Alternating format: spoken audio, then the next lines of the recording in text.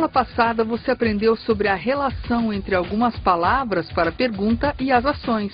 Do what, where, do what, when, and do what, how. Viu como expressar a existência das coisas. There is a teacher here. There are people there. Aprendeu sobre lugares e meios de transporte. Bus, car, motorcycle. Library, bookstore, hospital. Aprendeu o som do CH.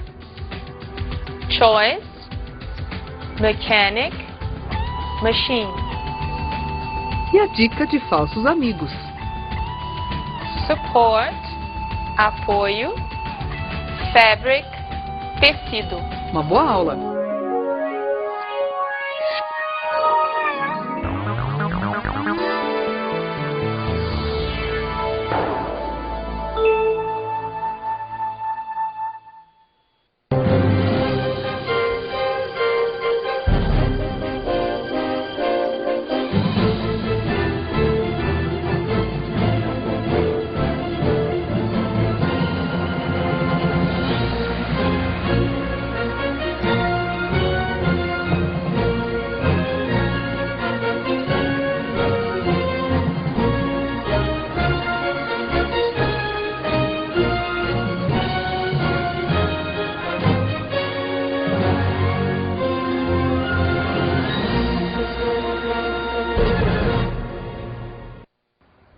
Hello? Hi, Christina. Hi. I have a question for you. Yeah, what? Christina, do you live in a house or do you live in an apartment? I live in an apartment, but as a child, I lived in a house. Me too, same thing. Okay, so the topic for today is houses and apartments. How about you? And when we talk about understanding language, we'll learn something very important that will help us a lot. Let's begin.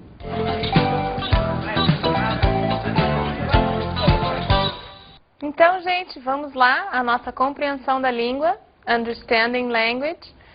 Hoje nós vamos conversar sobre realizadores e participantes. As palavras que respondem às perguntas what, o que, e who, quem, podem ter dois papéis, duas funções na estrutura da frase, na organização das palavras na frase. Que papéis são esses? Vamos ver. O papel do realizador. O que e quem realiza a ação e é realizador. Vamos ver um exemplo.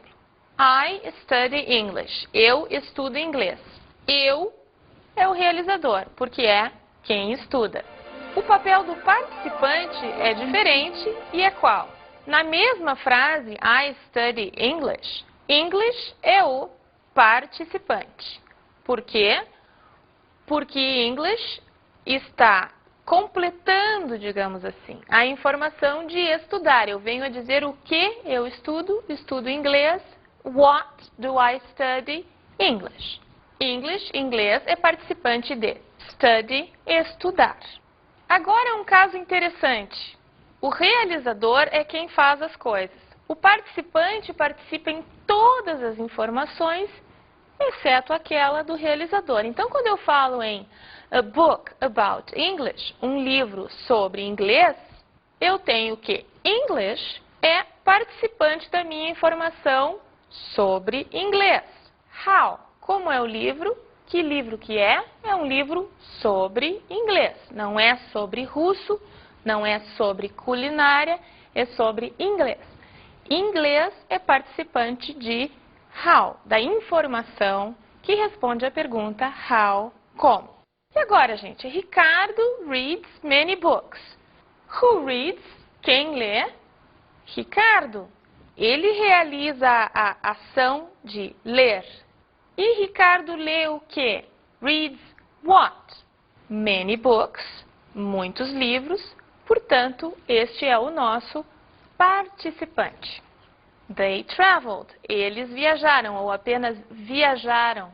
Quem é o realizador aqui? É they.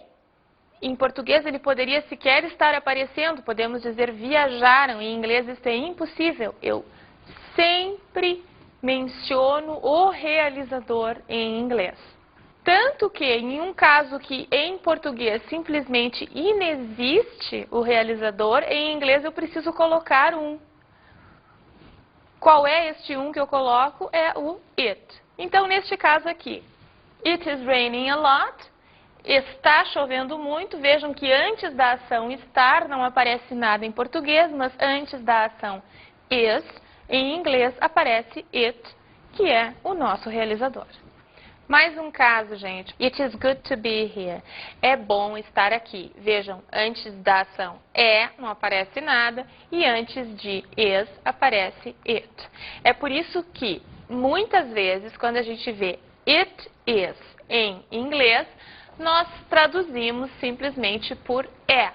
Não há nenhum motivo para dizer isso ou este para colocar alguma coisa no lugar do it. Minha pergunta para vocês. Será que quando nós falamos das pessoas, eu, ele, vocês, nós, será que eles têm a mesma forma quando são participantes e quando são realizadores? Acho que não. Vamos ver? Quando a pessoa que fala é realizador, ela tem esta forma aqui, I. Quando ela é participante, ela tem esta forma, me. You, realizador, you, participante. Aqui não mudou. He, realizador, him, participante. She, realizador, her, participante. It, não muda. We, realizador, us, participante. You, de novo, não é? Aqui é você e aqui é vocês, portanto fica igual. E finalmente, they, realizador, quando é participante fica them. O que significa isso? Significa que quando eu digo eu vejo você, eu digo I see you, I, realizador, you, participante. Significa que quando eu digo isso ao contrário, você me vê, eu digo you see me, you, realizador, e me, participante. Let's go to our basic communication.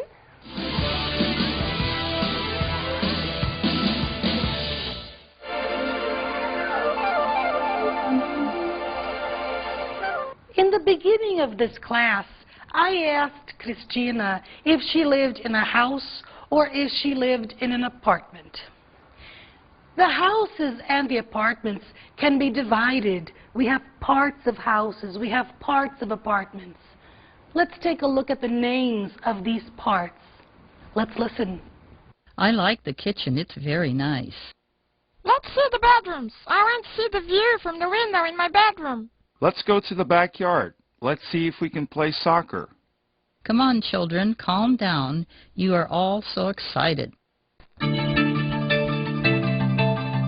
The living room, the bedroom, the bathroom, the kitchen. Now that we are familiar with the names of the parts of houses and apartments, I have a question for you. If you want to buy a house, if you want to buy an apartment, you have to see it first. You have to examine it to see if it suits your needs. We're going to take a look at a movie segment now from the film Panic Room. It's a very interesting film, and in this segment we have a broker who is showing the house to a woman who's interested in buying it. Observe that he explains the bedroom, the kitchen, the bathroom. So listen to the words, okay guys? Let's go. Movie segment. We like to call it a townstone, built in 1879. This is the middle of the house, the parlor floor. Here is the living room. Formal dining is in the back. Casual dining below. The kitchen floor, which was renovated in '94 with all the expected amenities. There are 2 bedroom floors above. We like to call it a townstone, built in 1879. This is the middle of the house, the parlor floor. Here is the living room. Formal dining is in the back. Casual dining below. The kitchen floor, which was renovated in '94 with all the expected amenities. There are 2 bedroom floors above. O uso da palavra one. Por que isso é importante? Vamos pensar o seguinte. Em inglês, nós temos 2 palavras para expressar uma coisa que em português nós expressamos com uma apenas. Em inglês, nós só usamos one para expressar a quantidade 1. Ok? E como é que fica quando nós estamos falando de alguma coisa como que não é nossa conhecida, não é o caderno, é um caderno. Mas não é um caderno, 1, 2, 3. É apenas algo que eu não conheço. Como é isso em inglês? A ou an. Vamos ver exemplos. An antenna, an hour, must, a book, a telephone. O que nós vimos aqui de diferente? Vamos pensar um pouquinho. As palavras que vêm depois de an começam com som de vogal. Aí um de vocês vai dizer, mas hour não começa com vogal. Não começa com vogal, mas começa com som de vogal. É an hour e não a hour, certo? O an aparece justamente no outro caso, quando a palavra começa com som de consoante. Este é o uso do a e do an, que é diferente do uso de one, porque one é para quantidade e a e an é simplesmente para se referir a alguma coisa que nós não conhecemos. Outros exemplos, gente. A house, a shoe, an orange, an apple. Let's change the subject. Vamos mudar de assunto. Rapidamente, apenas para explicar o uso de let's. O que é isso? Let's mais do what é a mesma coisa que vamos mais fazer. Aqui, nós costumeiramente dizemos let's watch. Vamos ver. Let's listen. Vamos ouvir.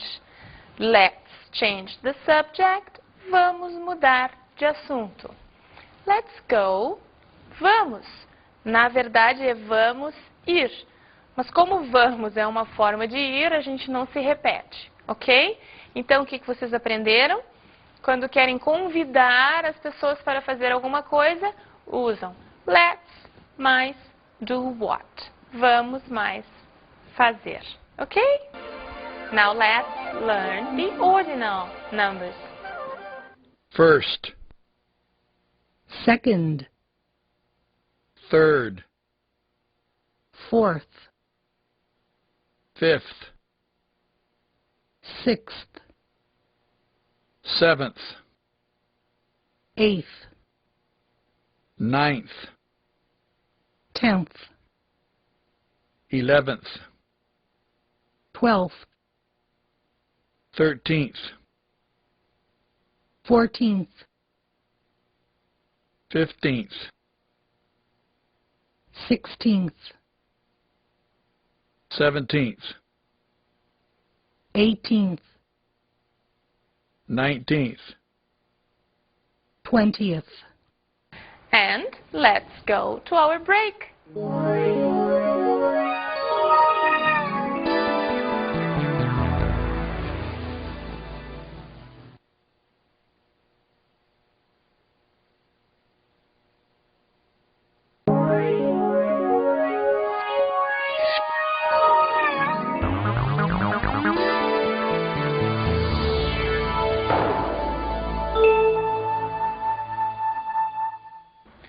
Welcome back. Let's continue. The next thing we're going to do now is we're going to watch a video segment from the same movie, Panic Room. I want you to observe how the broker shows the parts of the house. Listen to the word floor, and later we'll talk about it. Movie segment. Hardwood floors throughout, as many as 6 working fireplaces. This is the top floor, 2 bedrooms, one at either end. They share one small bar. Originally, this would have been the servants' quarters. The previous owner kept a small nursing staff. I don't know if you have lived at home. No, it's just the two of us.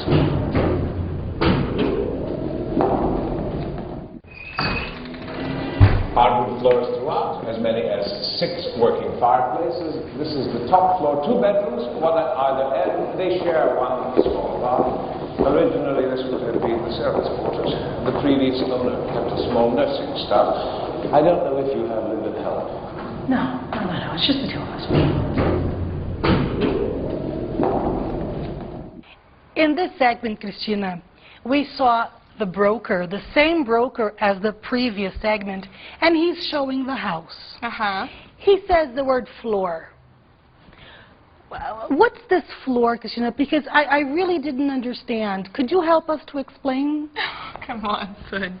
Floor means piso, chão, but in the way he uses the word, it means andar, okay? Okay, so what's the difference between floor and ground floor? The ground floor is the floor that is on the level of the ground. It's what we call andar térreo. Oh, of course. Oh, come on. That's where I live. Exactly. I live on the ground floor. Christina, tell me a little bit about your apartment. I've never been there. Yeah, that's true. Well, I live on the 2nd floor. And I live in a 3-bedroom apartment. There is a living room, there is a kitchen, and there are 2 bathrooms. What about yours? How big is it? What is it like? Okay, I live in an apartment. There are 2 bedrooms. There are 2 bathrooms. There is a kitchen, and there is a big living room. Is there a fireplace in the living room? No, there isn't. Is there a fireplace in your apartment? No, there is no fireplace in my apartment either, unfortunately. Unfortunately. Okay.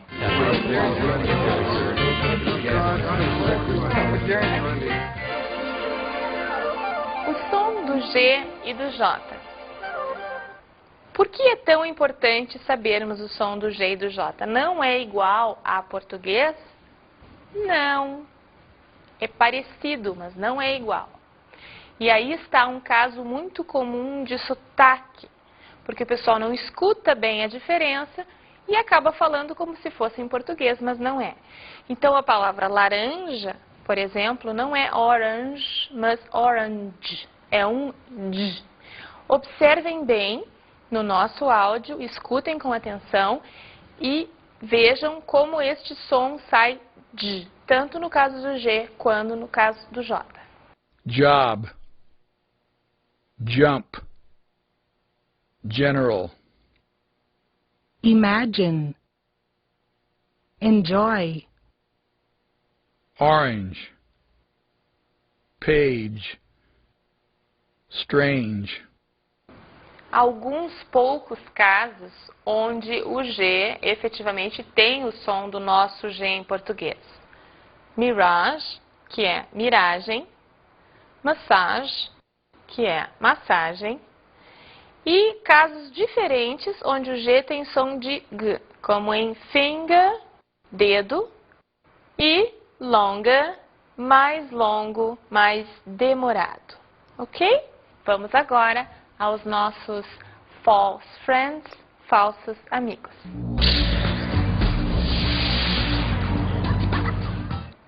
What are our false friends? today? Well, today we'll talk about balance and attend. Attend and balance, que parecem uma coisa que eles não são. Vamos ver? Attend significa assistir.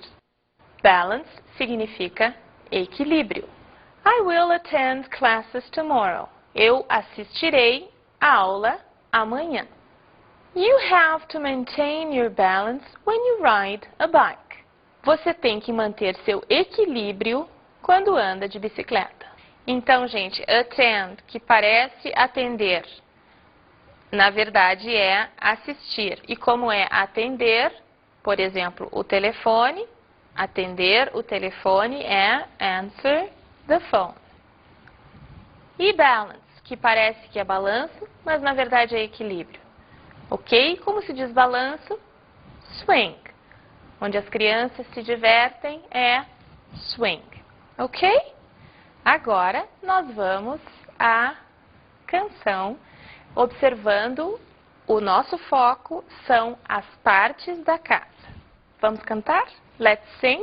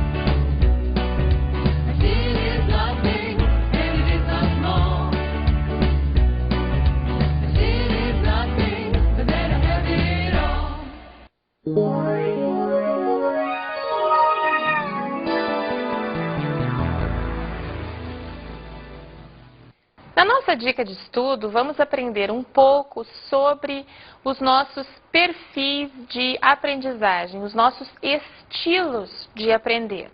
Vocês sabiam que nós temos 3 tipos de memória? Basicamente, nós temos a memória visual, que é praticamente 80% das pessoas lembram mais das coisas que veem. Nós temos a memória auditiva, ou seja, as pessoas lembram muito do que ouvem. E nós temos uma memória chamada sinestésica, que está relacionada com movimento. Cine vem de uma raiz do grego, que quer dizer movimento. Por que nós precisamos saber disso numa aula de inglês? Porque se nós associarmos estas memórias, estes tipos, estes estilos de aprender, visual, auditivo, sinestésico, nós temos mais chance de aprender aquele conteúdo que precisa ser memorizado da língua estrangeira. No livro de vocês existe um quadro com nomes de partes da casa, nomes de objetos, enfim, e ali é sugerido que vocês recortem esses nomes, eles já trazem as pronúncias, e colhem nos respectivos lugares. Por quê? Porque vocês vão passar por ali, vão ler, ou seja, vão acionar a memória visual, vão possivelmente pronunciar, acionando a memória auditiva, e vão ver também que aquela etiqueta está colada no objeto cujo nome ela representa. Toda esta associação de símbolos vai ajudá-los a guardar a palavra nova. Aprender uma língua é acionar todas essas memórias, colocá-las a serviço da nossa aprendizagem, do nosso conhecimento dos novos nomes, das novas formas de dizer as coisas. Com essa dica, nós encerramos a nossa aula de hoje. Bye bye, see you soon.